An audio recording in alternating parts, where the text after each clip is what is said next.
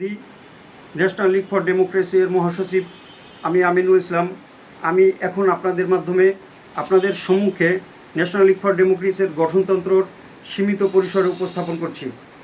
বাংলাদেশি জাতীয়তাবাদ ভিত্তিক গণঐক্যের মাধ্যমে বাংলাদেশের স্বাধীনতা, সার্বভৌমত্ব, নিরাপত্তা, রাষ্ট্রীয় অখণ্ডতা ও গণতন্ত্র সুরক্ষিত ও সুসংহত করা, ঐক্যবদ্ধ এবং পুনরুজ্জীবিত জাতিকে অর্থনৈতিক স্বনির্ভরতার মাধ্যমে সাম্রাজ্যবাদ, সম্প্রসারণবাদ, নয়া উপনিবেশবাদ, আধিপত্যবাদ ও বহিরাক্রমণ থেকে বাংলাদেশকে রক্ষা করা, জবাবদিহিমূলক রাষ্ট্র গঠন, সুশাসন প্রতিষ্ঠা, ন্যায় বিচার, স্বাধীন মত প্রকাশের সুযোগ, গণতন্ত্রের অবাধ স্বাধীনতার মাধ্যমে উৎপাদন বৃদ্ধি, মুক্তবাজার অর্থনীতির সমৃদ্ধি, জনসংখ্যাকে জনশক্তিতে রূপান্তর, সামাজিক ও অর্থনৈতিক উন্নয়ন এবং জাতীয় সমৃদ্ধি অর্জন, এবং বাংলাদেশের প্রত্যেকটি নাগরিকের আইনের শাসন, সুবিচার, সমান সুবিচার পাওয়ার লক্ষ্যে এই ন্যাশনাল লীগ ফর ডেমোক্রেসি সর্বক্ষেত্রে কাজ করে যাচ্ছে।